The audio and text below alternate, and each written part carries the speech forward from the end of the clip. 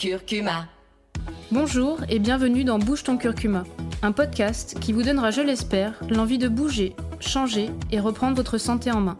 Je suis Cindy et chaque semaine, je vais aller à la rencontre de professionnels de la santé complémentaire, de personnes ayant entrepris des changements dans leur mode de vie ou de tous ceux qui œuvrent pour un mode de vie plus sain. Nous parlerons de résilience, de santé, de bien-être et de tout ce qui peut nous donner l'envie de bouger. Il n'y a pas de vérité absolue ou de chemin tout tracé. Chacun doit trouver et façonner son propre parcours pour répondre à ses besoins. Bouge ton curcuma. Cet épisode est réalisé en partenariat avec le Vitaliseur de Marian, un outil qui a complètement changé ma façon de cuisiner. Si vous voulez bénéficier davantage, je vous invite à me retrouver à la fin de l'épisode. Je suis en compagnie d'Agathe Audouze, la créatrice des Cafés Pinson et de la newsletter La Minute Papillon. Comme beaucoup de personnes que j'ai interviewées, elle a eu un parcours atypique, des déclics qui lui ont donné envie de plus de sens dans ce qu'elle entreprenait. L'envie d'une vie harmonieuse et en accord avec sa vision du monde. Elle nous en dit plus tout de suite. Bonjour Agathe. Bonjour Cindy. Alors, est-ce que tu peux nous en dire un peu plus sur toi, sur ce que tu faisais avant ? Alors, parmi mes nombreuses vies, j'ai démarré dans les cosmétiques et dans la mode. Et puis, en fait, au bout de quelques années, je me suis aperçue que c'était pas du tout, que je trouvais pas du sens dans mon action au quotidien. Et ça a été le point de départ, en fait, de tout mon parcours autour de la santé, de l'alimentation, du bien-être. C'est devenu une obsession, en fait, de vraiment être là où je dois être, en fait, d'être à ma place et de contribuer. C'était vraiment ça mon moteur initial, de pouvoir contribuer sur des sujets qui sont importants, qui sont devenus au fil du temps très importants pour moi. Le déclic a été, je dirais, avant tout, le fait de pouvoir contribuer sur des sujets d'environnement. Donc pour moi, c'était ça le moteur initial. J'ai réécouté la petite voix en moi qui me disait que voilà, ça me prenait aux tripes et que j'avais envie de faire des choses là-dessus. Et donc, du coup, assez naturellement, la bio, tout ce qui était plutôt approche naturelle et bio. Et les sujets de santé autour de l'alimentation sont venus en fait dans mon parcours de façon très, très organique. En fait, le point de départ, c'est que j'ai vu mon médecin homéopathe parce que j'étais fatiguée en permanence. Et à tel point que je me disais, mais c'est pas possible, il y a un truc qui va pas, quoi. Et en fait, il m'a dit, bah, tiens, essaye pendant 15 jours d'arrêter le gluten. Et ça a été une espèce de révélation. C'était sans commune mesure une fois que j'avais réintroduit derrière et que j'ai vu le contraste entre la période sans et la période avec. Et puis j'ai refait la même chose avec les produits laitiers, parce qu'il m'a dit bah, t'essayes. Donc c'est une éviction complète. Donc c'était très expérimental, mais c'était très, très parlant, quoi. Enfin, et du coup, je me suis dit, tiens, en fait, il y a un vrai sujet. Qu'est-ce qui fait que certains produits peuvent être porteurs de bonne santé, de aider à être en pleine forme, et qu'est-ce qui fait que certains produits, au contraire, sont délétères pour notre santé. Et donc ça a été vraiment le point de départ, et ça m'a frappée. Enfin, c'était vraiment quelque chose de très... C'était il y a 15 ans, j'avais 30 ans, j'étais à une période de ma vie où j'étais en train justement de me poser toutes ces questions sur ce que j'avais envie de faire, enfin, de quelle manière j'avais envie de contribuer. Et donc assez naturellement, en fait, les sujets se sont fondus. C'est-à-dire que c'était à la fois le sujet le moteur autour de la protection environnement, la bio, et le sujet de la nutrition, de l'alimentation. Et donc tout ça a fait que ça s'est hybridé et c'est devenu mon moteur qui m'a accompagné pendant toutes ces années, qui m'accompagne toujours. Et donc ça a pris beaucoup de temps. Donc j'ai créé le Café Pinson il y a 6 ans. Et j'ai créé la newsletter La Minute Papillon il y a 5 ans. Donc, et c'était une manière pour moi de parler de ces sujets de façon très concrète, de façon très accessible et très détendue aussi. C'était une façon de dire, bah, tiens, posons-nous des questions. Qu'est-ce qui fait que certains produits peuvent poser problème ? Qu'est-ce qui fait que certains produits, certains ingrédients peuvent au contraire nous aider à contribuer à être en bonne santé ? Donc ça a été ça les différents points de départ, les différents déclics. Tu parles d'environnement parce que tu as grandi dans un environnement plutôt naturel ? Non, c'est des sujets qui m'ont toujours pris aux tripes. En fait, c'est marrant, je me suis souvenue assez récemment que quand j'étais petite, quand on coupait les arbres, quand on élaguait près de chez moi, j'habitais dans le Val-de-Marne, je pleurais. Enfin, c'était vraiment idée fixe, quoi. J'étais vraiment... ça me remuait à un point hallucinant. Et j'ai toujours été très, très, très tournée autour de la cause animale. Enfin, là, je ne comprenais pas. Il y a quelque chose en moi qui me dit, mais pourquoi, en fait ce non-amour de l'environnement, de cette nature qui nous entoure, qui est belle, et qu'on pourrait aider à préserver. Et ça a toujours été quelque chose vraiment au fond des tripes, quoi, chez moi. Qui vient même pas de l'éducation, quoi. Qui est vraiment Non, même pas. Non, c'était vraiment au fond de moi, en fait. Et du coup, j'ai réécouté cette petite voix, en fait. Et je me suis dit, bah, tiens, ouais, la nature est belle. En l'occurrence, maintenant, elle est malheureusement un peu en danger. C'est le cas c'est un euphémisme. Et donc, du coup, ouais, pour moi, c'était essentiel, en fait. Il y avait quelque chose de l'ordre de l'essentiel, en fait, de contribuer, de donner, d'aider sur ces sujets-là. Vraiment, j'ai vraiment juste écouté la petite voix au fond de moi, en fait, tout simplement. Et la petite voix qui était chez moi déjà petite fille, enfin, vraiment. C'est souvent, je sais pas, à partir de la trentaine qu'on revient, non, un peu à nos désirs d'enfant. Ouais, exactement. Ouais, exactement. Bah, comme j'avais envie d'être mère à cette époque-là, je pense que tout ça trouve une forme de caisse de résonance, hein, que je me projetais en tant que mère, et donc du coup en ayant des enfants, et donc du coup je voulais contribuer aussi pour eux, et donc ça m'a reconnectée à moi enfant, et de quelle manière en tant que mère j'avais envie d'être responsable pour mes enfants, et donc parce que j'avais aucune envie, c'était à l'époque où il y avait pas mal de films. Je ne sais plus comment il s'appelle ce film, Nos enfants nous accuseront. Voilà, cette prise de responsabilité, cette prise de conscience, en fait, elle était là, très sous-jacente, et je l'écoutais. En fait, je me suis dit, ouais, en fait, j'ai pas du tout envie que dans 20 ans ou dans 30 ans, mes enfants me pointent du doigt en me disant, qu'est-ce que tu as fait, quoi. Ouais. Donc, bon, ça peut paraître un peu pas très cool, mais quand même, quoi, c'est une affaire de choix. Non, bien sûr. C'est une affaire de responsabilité.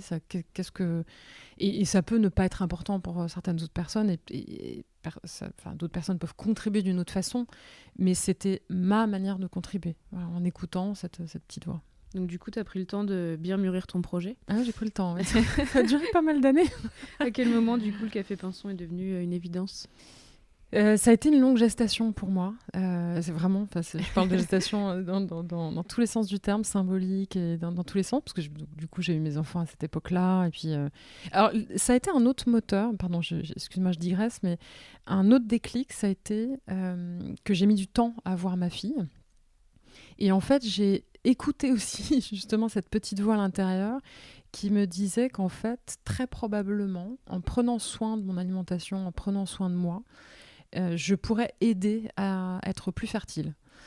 Ça a été un point, un déclic en fait. Donc ça a été aussi un point d'ancrage pour moi, de changer certaines pratiques, donc notamment alimentaires, mais pas que, autour du sommeil, autour de la gestion du stress, etc. Donc ça m'a fait plonger dans ces pratiques de bien-être de façon générale, et notamment dans la naturopathie et les médecines indiennes, les médecines chinoises, donc toutes les pratiques alternatives avec des gros guillemets, disons non allopathiques. Et en fait, j'ai écouté cette petite voix qui me disait que oui, effectivement, en changeant, en faisant pivoter certaines pratiques dans son quotidien, on peut vraiment se rendre plus fertile. Et ça a été le cas. Et donc tout c'est instinctivement en fait. Très instinctivement, ouais, super instinctivement. Je sais pas, je sentais. Et finalement, c'est presque de l'écologie personnelle. Il y avait cette caisse de résonance entre l'écologie, vouloir contribuer donc à l'écologie de la planète, et en même temps en contribuant à ma propre écologie personnelle. Oui, et notre point de départ, finalement. Oui, exactement. Ce qui est le point de départ. Notre corps, c'est comme une terre, quoi. Comment on peut aider à ce qu'elle soit en pleine vitalité, et donc du coup fertilité, qu'elle se rende généreuse, en fait. Et donc du coup, ça pour moi, ça a été aussi un gros déclic, un gros moteur dans tout ce que j'ai mis en place derrière. Et du coup, ça a pris du temps pour 2 raisons. C'est que, il fallait que j'apprenne tout ça, en fait, que j'apprenne sur la naturopathie, que j'apprenne sur ces pratiques non conventionnelles. Et c'était il y a 15 ans, on en parlait très très peu, c'était peu médiatisé. Et donc du coup, il a fallu que je déconstruise des choses, que je réapprenne des choses. Et donc c'est un temps long, un temps vraiment de gestation, de maturation, d'intégration, parce qu'il fallait que je torpille tous les poncifs ou toutes les croyances qui étaient quand même assez bien imprégnées en moi et que j'apprenne, quoi, tout simplement. Donc ça a été un temps long. Et donc je regrette pas du tout. Et puis en l'occurrence, j'avais mes enfants qui étaient petits, donc c'était finalement très bien aussi, parce que ça m'a permis de me poser plein de questions sur quoi leur donner à manger, comment faire en sorte qu'eux soient en bonne santé, en bonne forme. Donc ça a été super chouette comme période. Et la deuxième raison, c'était de me faire suffisamment confiance pour monter un projet. Donc ça, c'était aussi un temps long. Parce qu'il y a les idées, mais après, il y a la mise en pratique. Exactement. Exactement. Et puis, me faire suffisamment confiance, en fait, très basiquement. Me faire confiance dans le fait de monter un projet, de le porter. Et c'est en ça que finalement, c'est la symbolique de la gestation est quand même très, très, très, très là, quoi. Quand on a un projet, c'est chouette d'avoir plein d'idées, mais derrière, effectivement, comme tu le dis, il faut l'exécuter, il faut le rendre réel. Il faut que ça sorte de la tête et que ça devienne réel. Mais c'est aussi avoir suffisamment confiance, quoi, pour emmener des gens avec moi, pour emmener un banquier, pour emmener des équipes.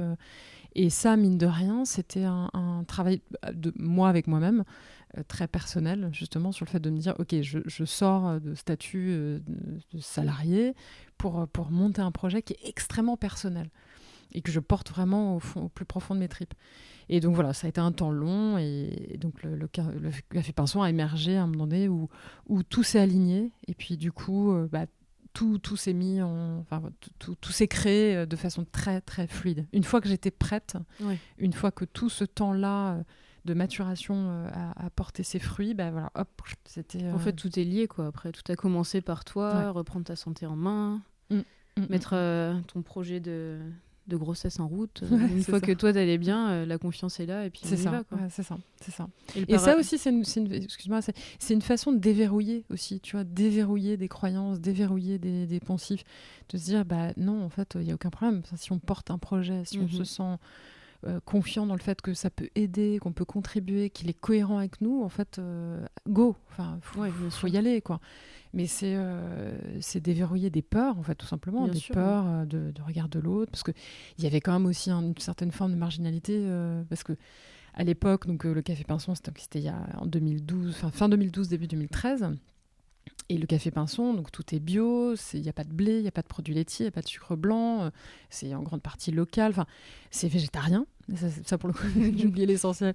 C'est un point clé qui reste encore, même maintenant, même si les choses ont beaucoup, beaucoup bougé, relativement marginal. À l'époque, surtout. À l'époque, surtout, clairement.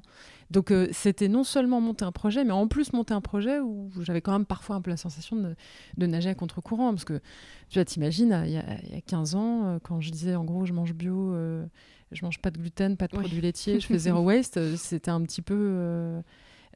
T'étais une marginale, quoi. Ouais, T'étais une punk. Ouais, c'est ça, le côté rebelle que j'ai mis du temps à assumer. Et finalement, non, que j'ai assumé assez rapidement, en fait, parce que pour moi, c'était... À partir du moment où on se sent vraiment droit dans ses bottes, qu'on se sent légitime, clair et qu'on assume, et puis oui, en fait, peu importe le regard extérieur, en fait, honnêtement, on s'en fout. Non, clairement, oui. Puis t'as vu les bénéfices sur toi-même, en fait. Mais exactement. Et c'est ça qui, pour moi, était le plus bluffant.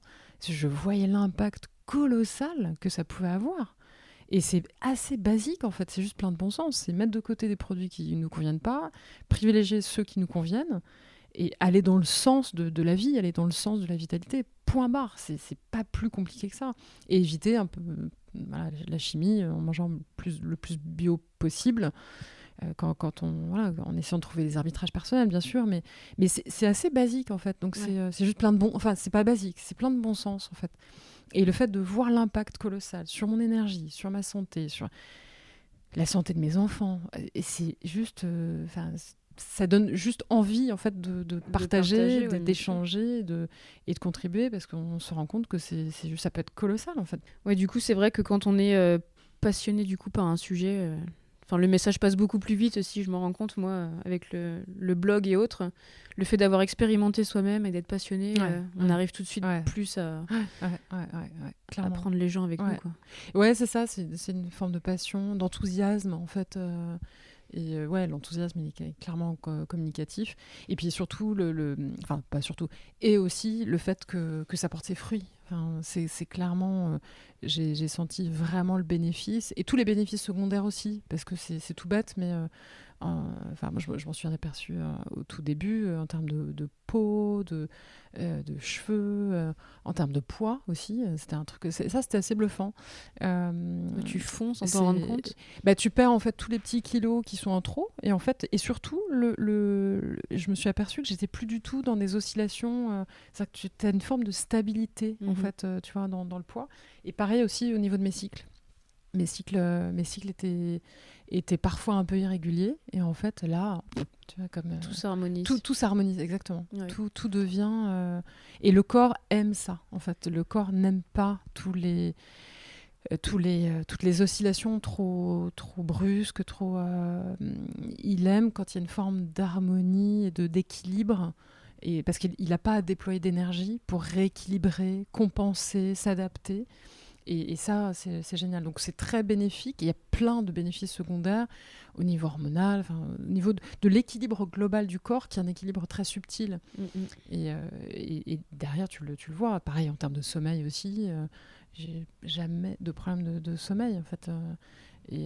Et après, ce qui est génial aussi, c'est que ça t'autorise, enfin en tout cas pour moi, parce qui suis quand même très gourmande et qui est très dans le plaisir, ça t'autorise du coup, si tu veux, à avoir des moments où tu te fais vraiment plaisir, et du coup tu profites. C'est une façon, si tu veux, d'être dans la jouissance, mais une jouissance équilibrée en fait. Et ça, c'est chouette aussi. Oui, parce que quand on rentre dans le café Pinson, on se sent clairement pas en restriction. On a envie de tout manger. Donc, Comment t'expliques, toi, que ce phénomène il soit accentué au fil des années ? Je pense que c'est une prise de conscience globale, petit à petit. C'est-à-dire en fait, on marche sur la tête. En fait, on marche complètement sur la tête à manger des produits qui sont des produits industriels qui sont très dénaturés, en fait, donc qui perdent toute forme de vitalité. On marche sur la tête dans le fait de manger des produits qui sont pas du tout de saison, et donc du coup c'est et on marche sur la tête aussi sur la banalisation du trop, en fait. On mange trop tout le temps.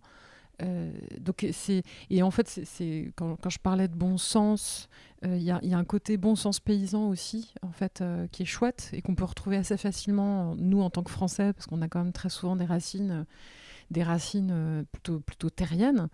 C'est le sens de l'économie, de réutiliser les restes, manger des produits de saison quand ils sont de saison, etc. Et ça, je trouve ça chouette, quoi, de pas être dans le fait de gaspiller la nourriture, de manger à sa faim et pas trop. Je trouve qu'il y a un côté plus cool de réécouter cette voix de grand-mère, de grands-parents, où en gros, c'est exactement la façon de manger de nos grands-parents, en fait, tout simplement.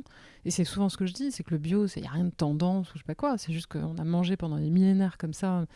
Voilà, et dans une grande partie du monde, on mange des produits de saison, parce qu'on n'a pas le luxe de s'acheter des produits qui sont pas de saison ou qui viennent de loin, et on mange les produits de la terre. On mange très souvent majoritairement végétarien, parce que les produits carnés sont beaucoup plus chers. Enfin, c'est un vrai luxe. Donc c'est juste retrouver un vrai bon sens terrien. C'est ça qu'on a perdu. Et qu'on a perdu. Et c'est ça que je trouvais assez bluffant dans toute cette période de gestation.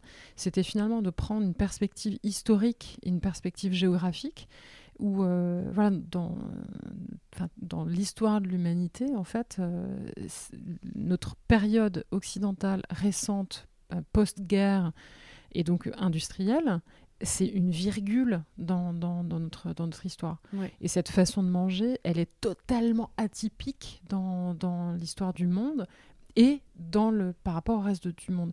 On a une vision qui est trop occidentale et trop récente, donc post-guerre, et on oublie qu'en fait, on mange beaucoup trop. Et d'ailleurs, c'est tous les préceptes des ministères de la Santé. On mange trop gras, trop sucré, trop protéiné. Ça, c'est sûr, c'est indéniable.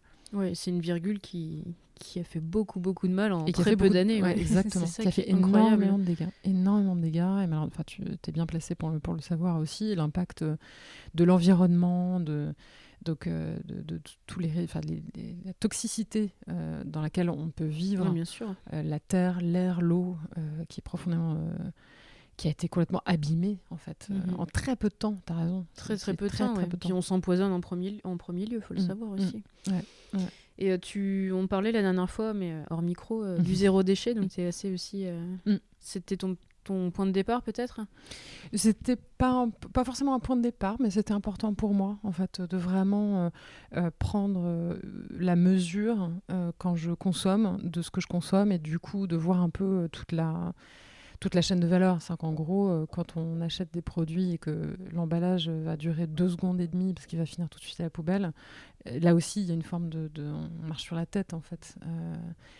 Encore une fois, je ne vais pas avoir un discours ni trop dogmatique et ni trop pénible à entendre, mais c'est quand même une réalité, c'est une forme de prise de conscience en fait, et d'actes de consommation responsables. C'est vraiment une histoire de grandir en fait, de devenir un petit peu adulte et de se dire ok, arrêtons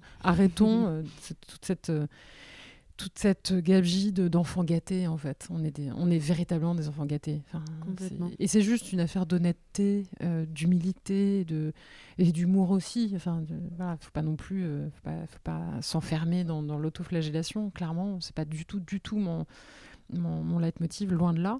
Mais c'est une façon de devenir un peu responsable dans ce qu'on fait au quotidien, quoi. Parce que mine de rien, on mange 3 ou 4 fois par jour, on consomme tous les jours dans des magasins ou des supermarchés. Donc comment être un peu plus mesuré dans notre façon de consommer. Et c'est juste une histoire effectivement de prise de conscience et de responsabilité. C'est tout. Comment tu t'es formée concrètement en cuisine et en alimentation, en gestion de restaurant pour le Café Pinson ?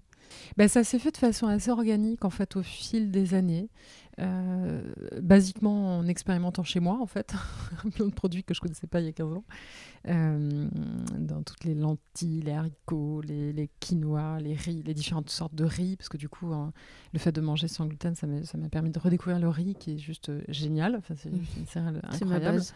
Ouais, c'est ça, c'est ultra gourmand en fait. Et donc c'est en cuisinant chez moi très très basiquement. Et après, pour intégrer en fait toutes ces connaissances, ça a mis du temps, comme je disais, et c'est au fil de l'eau, au fil des lectures, au fil des conférences, au fil aussi basiquement de poser des questions aux vendeurs dans les magasins bio à l'époque. Très très très simplement. Les salons bio, ça a été aussi une énorme source d'information pour moi. Parce qu'il y a beaucoup de conférences, on peut discuter aussi avec les producteurs, on peut discuter avec les personnes qui font certains produits, donc ça c'est chouette. Et ce qui m'a toujours fascinée, en fait, c'était de me dire tiens, il y a une voix qui s'exprime, qui n'a pas beaucoup de moyens, ceux qui défendent la bio, ceux qui défendent le sans gluten, ceux qui défendent le sans sucre, qui n'ont pas forcément des porte-voix médiatiques colossaux. Et en face de ça, je ne vais pas rentrer dans une théorie complotiste ou autre, c'est pas l'idée, mais en face de ça, il y a quand même beaucoup de moyens qui sont déployés au niveau économique, donc par des sociétés ou autres, qui vont défendre une autre approche. Et ça, c'était pour moi un angle de vue important, c'était de me dire, ok, comment moi je me situe par rapport à ces courants qui ne vont pas dans le même sens et qui ne sont pas portés par les mêmes moyens et pas par les mêmes moyens de communication. Et du coup, effectivement, ça pose des questions sur le lait, sur les céréaliers, sur les produits à base de porc, toute cette industrie agroalimentaire qui a beaucoup de moyens et qui va évidemment essayer de préserver ses intérêts. Et du coup, j'entendais avec plus d'acuité tous ceux qui défendaient autre chose sans beaucoup de moyens. Et à un moment donné, je me suis dit, ok, c'est quand même intéressant d'entendre les uns et les autres et de se positionner par rapport à ça. Et je trouve que ça aussi, c'est une démarche en tant que citoyen, en fait, de se dire, tiens, comment moi je me positionne. C'est un vrai choix, en fait. Encore une fois, c'est une vraie démarche de responsabilisation, de se dire, tiens, voilà, est-ce que je continue à consommer beaucoup de produits carnés ? Quel est l'impact de cette consommation ? Oui, à à ma petite cautionner échelle. finalement. Et à cautionner du coup des industries. Alors voilà, encore une fois, l'idée c'est de faire ses choix, c'est tout, c'est de faire ses propres arbitrages. Je suis pas devenue végétarienne ou végétalienne. Je suis plutôt voilà, sur un format flexitarien. J'ai en très très grande partie une consommation végétalienne pour toutes les raisons que je viens d'évoquer. Mais de temps en temps, je vais m'autoriser à consommer certains produits carnés et je le fais en conscience, quoi. Je le fais en étant responsable. Et ça, je trouve ça chouette. C'est vraiment une affaire de choix. Et une affaire d'arbitrage aussi, parce qu'il y a plein de paramètres qui rentrent en jeu. C'est des paramètres évidemment de budget, c'est des paramètres... Et encore, les produits carnés sont tellement chers qu'en fait, quand on coupe à ce niveau-là, on peut clairement s'y retrouver. Mais c'est des paramètres familiaux, voilà, quand on n'a pas les mêmes conceptions que son conjoint ou sa conjointe, voilà, etc. Donc c'est vraiment une histoire d'arbitrage, quoi. Et du coup, pour le développement des recettes, tu as fait appel à un cuisinier, à un chef ou... Ça a été un travail à 4 mains au démarrage. En fait, je suis partie de la page blanche, je me suis dit, tiens, allez hop, je me lance, je saute dans le bain. Et en fait, avec toutes mes connaissances un peu empiriques de ce que j'avais pu faire en cuisine, je suis arrivée quand même assez clairement à ce que je voyais dans mes rêves les plus fous. Et puis, je l'ai confrontée quand même à une chef à l'époque, qui était une chef américaine. Et ça a été chouette de travailler, de faire ce travail à 4 mains. C'était vraiment sympa d'établir la carte ensemble, parce que je voulais vraiment quelque chose qui ressemble à la fois à un restaurant, mais aussi à un café. Donc avec beaucoup de propositions quand même, de desserts, de douceurs, de collations, parce que pour moi c'est important. Et donc du coup, on est arrivé à une carte que je voulais vraiment gourmande, simple, pas forcément super compliquée, mais voilà, qui soit chouette et qui fasse découvrir des produits qu'on n'a pas forcément l'habitude de connaître. Surtout que voilà, quand on fait du végétarien, en très grande partie végétalien, du sans gluten et du sans produits laitiers, forcément ça réduit le champ des possibles. Enfin, ça donne la sensation que ça réduit le champ des possibles. Et en fait, du coup, c'est un terrain de jeu formidable parce qu'on peut vraiment, vraiment s'éclater. En fait, et justement, c'est un terrain de créativité colossal. Quelles sont les alternatives alors justement au gluten, aux produits laitiers ? Alors en fait, ce que je dis souvent, c'est que le blé, en fait, c'est juste une céréale. En fait, c'est une céréale qui a été très fortement exploitée, utilisée pour plein de raisons, et notamment pour des raisons industrielles, de plasticité justement dans le travail de la pâte et le fait que ça gonfle. Mais ça reste une céréale. Et en fait, il y a plein d'autres céréales qu'on peut redécouvrir avec bonheur. Il y a des céréales qu'on a en France depuis un certain temps, le millet, le sarrasin. Le sarrasin, c'est les galettes bretonnes, quoi. C'est ça. Enfin, ça a un goût très typé. Donc au niveau gustatif, c'est quand même super chouette, quoi. On peut redécouvrir plein de goûts. Le millet va être peut-être un petit peu moins typé, mais le riz, comme je disais, ça permet de redécouvrir le riz. Il y a plein de sortes. Le riz rond, le riz long, les riz il y a des riz de Camargue qui sont chouettes, qui sont peut-être un petit peu plus chers que certains riz qui viennent d'Asie, mais c'est le riz noir, très typé. C'est ça ? Ouais, t'as le le riz rouge, t'as le riz noir, t'as le riz violet. Enfin, c'est incroyable. Et le champ des possibles. Le riz, c'est ma passion. Ah ouais, moi aussi, pareil. Je pourrais manger que ça. J'adore. Enfin, c'est vraiment. C'est chouette de redécouvrir certaines céréales. Et puis après, t'as des assimilés céréales. Donc le quinoa. On peut trouver du quinoa français maintenant, donc ça c'est chouette. Bon, qui est clairement beaucoup plus cher, mais je dirais c'est plutôt sympa à cuisiner, donc mais pas trop en abuser parce que mine de rien ça vient de beaucoup plus loin. Donc voilà, il y a plein d'alternatives. Pour les produits laitiers ? Et pour les produits laitiers, alors sur les produits laitiers, je dirais que c'est comme les produits issus de vaches ou de chèvres de brebis. Ça doit pas faire partie. Enfin, pour moi, c'est un plus en fait. C'est le petit plus sympa qui va rajouter du crémeux, de l'onctuosité. Donc, c'est pas forcément à surutiliser quand on prend sur des bases végétales. Mais il y en a plein en fait. On peut vraiment utiliser plein de sources Donc, pour les laits, il y a évidemment les laits végétaux. Donc les laits d'amande, les laits de riz, les laits d'avoine, etc. Donc ça, c'est en fonction des goûts et en fonction parce que tout le monde n'aime pas forcément les laits en tant que tels à boire. Sur toutes les préparations qui nécessitent un peu de d'onctuosité, tout simplement les yaourts de soja ou le tofu soyeux. Alors attention avec le soja, voilà, c'est très controversé, donc il ne faut pas trop en prendre. Moi, je suis plutôt pour le principe de précaution, parce que, y compris en naturopathie, en fait, il y a vraiment les pour et les contre, et donc y compris la voie médicale, donc il y a les pour et les contre. Donc principe de précaution, je dirais, parce qu'effectivement, il peut y avoir l'effet de œstrogène-like, donc faut surtout faut faire attention. Et donc, c'est comme pour tout, en fait, c'est juste une histoire d'équilibre. Pas de soja 3 fois par jour, point. C'est ça. Enfin, voilà, Moi, je dis toujours, quand on me pose la question, quand c'est à dose alimentaire, ça reste raisonnable. Exactement. C'est vraiment une histoire d'équilibre. C'est comme si on disait manger du kiwi 3 fois par jour. Ça fait pas de sens, en fait. C'est juste, et donc, le soja, c'est 2 fois par semaine, 3 fois par semaine. Bah, why not? Enfin, voilà, il n'y a pas de péril en la demeure, a priori. Attention, évidemment, pour tous les cas de personnes qui peuvent avoir des maladies hormonodépendantes, exactement. Donc voilà, il y a plein d'alternatives. Il y a plein de crèmes végétales aussi qu'on peut trouver dans les magasins bio ou dans les magasins, dans les supermarchés. Après, à chacun aussi de trouver gustativement ce qui vous plaît. Le lait d'avoine, c'est vraiment pour moi ce qui se rapprocherait le plus du lait de vache. Oui. Après, moi, j'en ai tellement plus bu depuis des années que je sais plus. Je sais plus quel goût ça a. Mais le lait d'amande, c'est beaucoup plus typé. Le lait de riz, moi, j'ai un faible pour le lait de riz. Mais attention, parce que c'est un index glycémique un peu plus haut.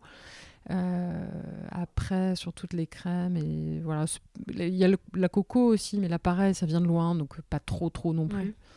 Mais c'est plutôt intéressant. Alors pour le coup, c'est quand même intéressant pour des personnes qui mangent qui ont plutôt un régime végétalien, parce que c'est un apport d'acides gras saturés, donc c'est quand même pas mal. Et puis après, encore une fois, au niveau culinaire, c'est chouette, parce que ça peut parfois apporter un goût très typé, donc ça c'est cool. Après, mais c'est vraiment au choix, quoi. C'est vraiment au choix en fonction de nos goûts. Chacun, bien sûr. Il faut aussi sélectionner ce qu'on achète, c'est-à-dire que dans certains, il y aura des additifs qui n'ont pas lieu d'être. Dans certains laits végétaux, dans certains laits végétaux, il y aura des sucres ajoutés dont on n'a pas besoin. Donc, c'est clairement. Pareil. Et là, effectivement, de toute façon générale, il faut vraiment regarder les étiquettes, quoi. Dès qu'il y a plus d'une dizaine d'ingrédients, faut vraiment la regarder en détail. C'est ça. Et effectivement, il faut éviter les sucres cachés, il faut éviter les... Mais bon, après, je pense vraiment que c'est une affaire de choix, de goût. Et en revanche, en termes d'apport de texture pour des recettes de gâteaux, de préparation, ou d'entremets, ou de choses comme ça, on peut vraiment faire plein de choses avec des produits non vaches ou brebis ou chèvres. C'est vraiment génial tout ce qu'on peut faire.